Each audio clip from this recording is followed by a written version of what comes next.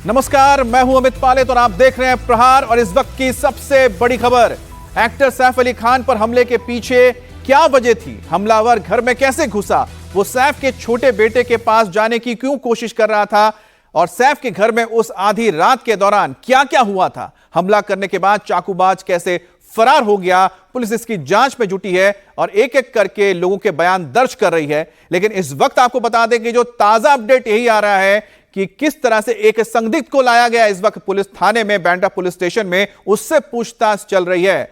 तो सैफ अली खान के इस पूरे मामले में अब तक की सबसे बड़ी जो कड़ी सामने निकल कर आई है, एक संदिग्ध है जिसे इस वक्त लाया गया है और उससे पूछताछ की जा रही है।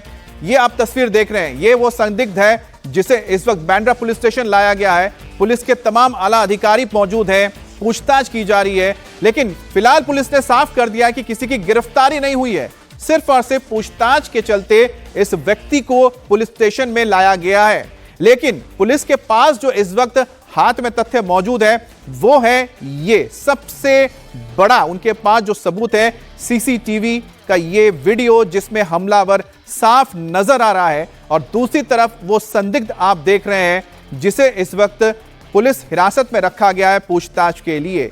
इन दोनों को अगर देखा जाए तो काफी हद तक इसमें एक समानता नजर आती है और हो सकता है कि शायद एक वजह हो या दूसरे और कारण भी हो सकते हैं जो पुलिस बाद में खुलासा करेगी कि जिसके चलते इस व्यक्ति को लाया गया है। लेकिन पुलिस के पास ये वीडियो है जिसमें परिवार वालों का ओर से कहा गया है कि यही हमलावर है और साथ ही साथ पुलिस के पास चश्मदीद हैं, जो चश्मदीद ये बताने के लिए काफी है कि आखिरकार ये जो संदिग्ध है यही वो हमलावर है या नहीं।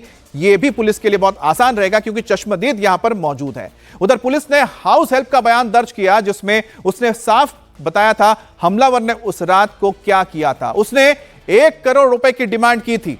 हमलावर सैफ और करीना के छोटे बेटे जहांगीर, यानी जिसे जे कहा जाता है, उसके बेड के पास जाने की कोशिश की थी। जिस वक्त मेड ने उसने रोकने की कोशिश की तो उसने मेड पर भी हमला कर दिया, जिसके बाद चीख पुकार मच गई और आखिरकार सैफ अली खान अपने शोर को सुन के, आवाज को सुन के नीचे आ जाते हैं। और इस वक्त मेरे सहयोगी मेरे साथ जुड़े हुए हैं। साकेत इस वक्त सैफ अली खान के घर के बाहर मौजूद है, लीलावती अस्पताल पर सचिन है और साथ ही राजेश इस वक्त पुलिस थाने पर मौजूद है, बांद्रा पुलिस स्टेशन जहां पर संदिग्ध को लाया गया है। तो सबसे पहले हम राजेश के पास ही जा रहे हैं क्योंकि इस वक्त सारी अपडेट्स वहीं से आ रही हैं। राजेश, अब तक जो पूछताछ हुई है इसको लेकर कुछ भी आपके सूत्रों के हवाले से खबर आई है? देखिए, इस वक्त मैं ताजा जानकारी दे दूं कि क्राइम ब्रांच के डीसीपी दत्ता नालावड़े भी इस वक्त यहां पर पहुंचे हैं। पहले मुंबई पुलिस जोन 9 के डीसीपी दीक्षित गेडाम उस शख्स के पूछताछ कर रहे थे, अब क्राइम ब्रांच के डीसीपी भी यहां पे इस वक्त पहुंचे हैं, कुछ ही सेकंड पहले पहुंचे हैं और वो भी उस शख्स से पूछताछ करने जा रहे हैं। ये शख्स सीसीटीवी तस्वीरों में जो शख्स दिख रहा है और जो पुलिस थाने जो शख्स लाया गया है उसकी कम से कम चेहरा जो है वो करीब करीब मिलता हुआ दिख रहा है, कद काठी जो है वो मिलता हुआ दिख रहा है। उसने पीछे एक बैग भी लटका रखा है, हालांकि जो सीसीटीवी की तस्वीरों में जो बैग दिख रहा है हमें और जो इस शख्स ने बैग लटका रखा है जिसे अभी पुलिस थाने लाया गया है वो अलग अलग है। तो क्या इस वजह से पुलिस जो है वो उसे यहां लेकर आई है, क्योंकि देखने में भी एक जैसा और काला बैग भी लटका रखा है, हालांकि बैग अलग अलग है। तो पुलिस पूछताछ कर रही है, जानने की कोशिश कर रही है कि क्या ये वही शख्स है, पिछले 2 दिनों से इसका लोकेशन क्या था, कहां कहां गया है, ये जानने की कोशिश की जा रही है कि क्या ये वही शख्स है जिसने सैफ पर हमला किया था। फिलहाल पुलिस का कहना है कि इस केस से जुड़े एक शख्स को पूछताछ के लिए लाया गया है, कोई गिरफ्तारी नहीं हुई है, हमलावर को भी डिटेन नहीं किया गया है, लेकिन दिखने में यह शख्स ठीक वैसा ही है जैसा सीसीटीवी की तस्वीरों में हम देख पा रहे थे हमलावर को। यही वजह है कि पुलिस को शक है कि यह हो सकता है, यही वजह है कि पुलिस के आला अधिकारी इससे पूछताछ कर रहे हैं और लगातार आला अधिकारियों के आने का सिलसिला बांद्रा पुलिस स्टेशन में जारी है। 20 से ज्यादा टीमें इस वक्त इस शख्स को ढूंढ रही हैं जिसने सैफ अली खान पर हमला किया था। पूछताछ चल रही है, पूछताछ के बाद ही साफ हो पाएगा कि क्या यही वो शख्स है जिसने 6 बार सैफ अली खान को चाकुओं से गोदा, क्या ये वही शख्स है जो जहांगीर के बेड तक पहुंचकर उसे नुकसान पहुंचाने की कोशिश कर रहा था। पूछताछ के बाद ये साफ हो पाएगा। अमित, बिल्कुल, लेकिन जो आप बता रहे हैं और जी यहां पर हम तस्वीरें भी देख पा रहे हैं, तो पुलिस के पास तो सबसे बड़ी बात है कि एक वीडियोग्राफ है जिसके जरिए काफी हद तक पुलिस पता लगा सकती है, समझ सकती है कि जिस संदिग्ध को लाया गया है यह वही व्यक्ति है या नहीं। इसके अलावा भी तो राजेश पुलिस के पास बहुत सारे तरीके हैं इस बात को साबित करने के या पता लगाने के कि जो संदिग्ध है क्या वही हमलावर है। जैसे मैं जिक्र कर रहा था, फेस रिकॉग्निशन एप्स आजकल आ गए हैं, वो चंद सेकंड के अंदर बता सकते हैं कि दोनों चेहरे एक है या नहीं। बिल्कुल उन तमाम कोशिशों पे काम चल रहा है। जो पुलिस के अधिकारी हैं वो यही बोल रहे हैं कि वो तमाम कोशिशों पे काम चल रहा है, लेकिन ये शख्स दिखने में उसी शख्स के जैसा है जिसकी सीसीटीवी की तस्वीरें कैद हुई हैं, साथ ही बैग भी लटका रखा है। यही वजह है कि पुलिस अधिकारियों को जो शक हुआ है तो उसे उठाकर यहां पर बांद्रा पुलिस थाने लाया गया है और उससे पूछताछ की जा रही है। साथ ही जो दूसरे तरीके हैं वो भी अपनाए जा रहे हैं ताकि ये कंफर्म किया जा सके, ताकि ये असर्टेन किया जा सके कि ये वही शख्स है। अमित, फिलहाल पुलिस के अधिकारी पूछताछ कर रहे हैं। अमित जी, तो एक बार साकेत के पास में चलते हैं क्योंकि साकेत इस वक्त सैफ अली खान के घर के बाहर ही मौजूद हैं और वहां पर इस वक्त क्या हो रहा है, एक अपडेट आप ले लेते हैं।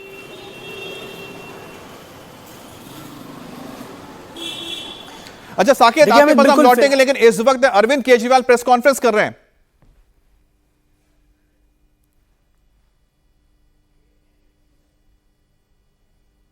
पूर्वांचलियों को उन्होंने टिकट दिया है।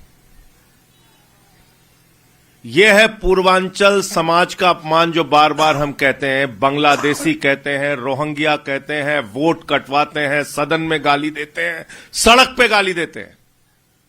और अभी ब्राह्मण समाज के, मैथिली ब्राह्मण समाज के हमारे पूर्वांचली विधायक ऋतुराज झा जी को राष्ट्रीय टीवी चैनल पे शहजाद पूनावाला ने गाली दी। वो गाली दी जो आपके सामने कैमरे पे बोल नहीं सकता। उनकी गाली का जवाब पूर्वांचल समाज के लोग अपने वोट की ताकत से देंगे। दिल्ली के अंदर अब यह तस्वीर साफ हो गई है। और मेट्रो बहुत महंगी हो गई है। एक आम स्टूडेंट उसे अफोर्ड करने में बहुत उसे तकलीफ होती है। मेट्रो दिल्ली सरकार और केंद्र सरकार का 50-50 वेंचर है। प्रॉफिट होता है तो 50-50 शेयर होता है, लॉस होता है तो 50-50 शेयर होता है। जितना कैपिटल इन्वेस्टमेंट होता है वो भी 50-50 शेयर होता है। तो मैंने आज प्रधानमंत्री जी को चिट्ठी लिखी है कि हमें स्टूडेंट्स को 50% कंसेशन देना चाहिए मेट्रो के फेयर में, और इसकी वजह से जो खर्चा आएगा रियायत देने की वजह से, उस खर्चे को दिल्ली सरकार और केंद्र सरकार के बीच में 50% के रेशो में शेयर किया जाए। ये बिल्कुल जनहित का मामला है, इसमें कोई राजनीति नहीं है और ना राजनीति होनी चाहिए। और मैं उम्मीद करता हूं कि हमारे बच्चों के लिए, युवाओं के लिए प्रधानमंत्री जी इसे जरूर स्वीकार करेंगे और चुनाव खत्म होने के बाद हम बसों में फ्री बस सफर कर देंगे स्टूडेंट्स का, और मेट्रो के अंदर 50% कंसेशन बच्चों को हम देंगे। तो ये एक बहुत बड़ी घोषणा दिल्ली के स्टूडेंट्स के लिए है। मैं उम्मीद करता हूं कि दिल्ली के स्टूडेंट्स इसका स्वागत करेंगे और एक खुशी लेके आएगा उनकी जिंदगी में। संजय जी,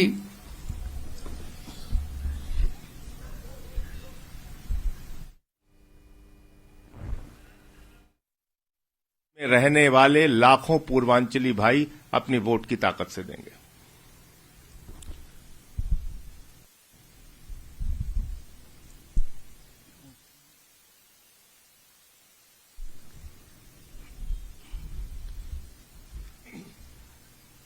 जैसा अभी संजय जी ने बताया, पूर्वांचल समाज के लोगों के लिए आम आदमी पार्टी के मन में बहुत इज्जत है।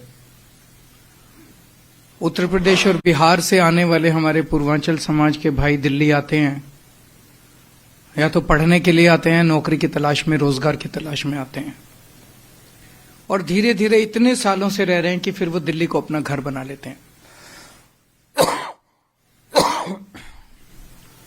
मुझे बेहद दुख है कि भारत की सबसे बड़ी पार्टी भारतीय जनता पार्टी उनको बड़ी तिरस्कार के निगाहों से देखती है। सबसे पहले तो मैं भारतीय जनता पार्टी से ये प्रश्न पूछना चाहता हूं कि दिल्ली के अंदर आधी सरकार उनकी है। पिछले 10 साल से दिल्ली में आधी सरकार बीजेपी की चल रही है दिल्ली में। आज 2 बजे ये अपना संकल्प पत्र जारी करने जा रहे हैं। आप सब लोग उनके संकल्प पत्र के दौरान वहां जाएंगे, उनसे ये पूछना कि 10 साल में उन्होंने पूर्वांचल समाज के लिए क्या काम किया। एक काम बता दे वो। मैं 10 काम गिना दूंगा जो पूर्वांचल समाज के लिए किया। भारतीय जनता पार्टी एक काम बता दे जो उन्होंने पिछले 10 साल में पूर्वांचल समाज के लिए काम किया। पूर्वांचल समाज उन्हें क्यों वोट दे। नंबर 1, न केवल काम नहीं किया, पूर्वांचल समाज को अपमानित करने के लिए उन्होंने कोई कसर नहीं छोड़ी।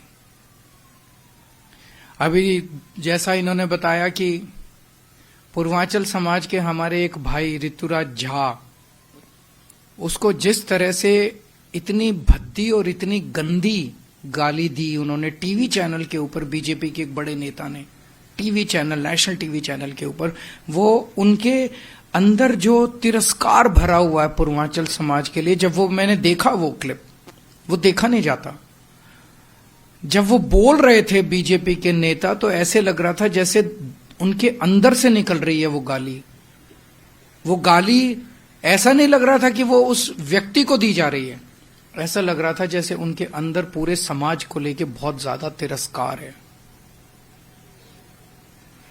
और ये इनकी टिकट के वितरण में भी साबित हो गया। आम आदमी पार्टी ने 12 पूर्वांचलियों को टिकट दिया, इन्होंने 4 को दिया, 5 को, इन्होंने 5 लोगों को मात्र टिकट दिया।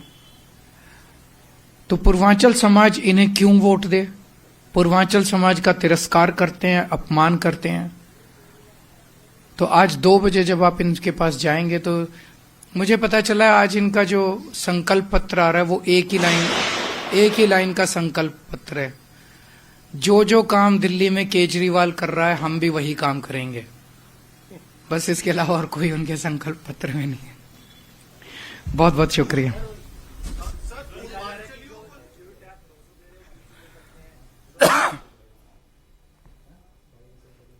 जो काम केजरीवाल कर रहा है वो काम हम भी करेंगे, ये एक लाइन का संकल्प पत्र उनका आ रहा है। उनके पास ना दिल्ली के लिए कोई विजन है, ना उनके लिए कोई प्रोग्राम है, ना उनकी कोई प्लानिंग है, ना उनके पास कोई टीम है, ना उनके पास कोई नेता है, ना उनके पास सीएम चेहरा है।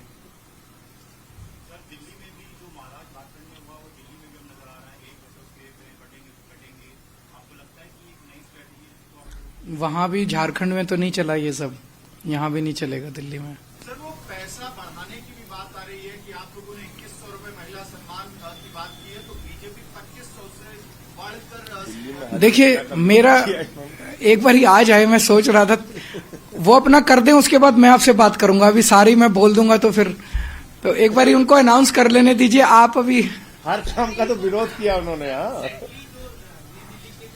वैसे मैं ये देखो, उनकी सरकार तो बन नहीं रही, सरकार आम आदमी पार्टी की बन रही है, तो फिर 2500 क्यों कर रहे हो, 10,000 करो ना। मतलब कुछ थोड़ा विजन बड़ा रखो यार। जब सरकार ही नहीं बन रही तो कुछ भी बोल दो, तो फिर कुछ अच्छा बोलो ना, बड़ा बोलो। फिर भी 2,500 ही बोलते हैं, मतलब उनकी।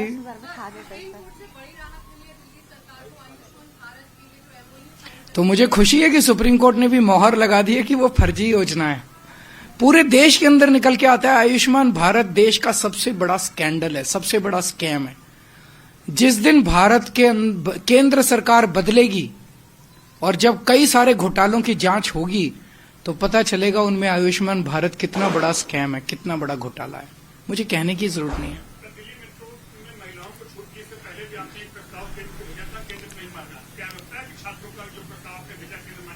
ये 2 बजे उनसे पूछना।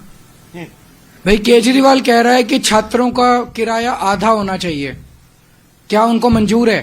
क्या वो इसको संकल्प पत्र में डालेंगे? अगर नहीं डालेंगे तो छात्र उनको वोट क्यों दे, दिल्ली के स्टूडेंट्स उनको वोट क्यों दे, उनसे पूछना आप 2 बजे।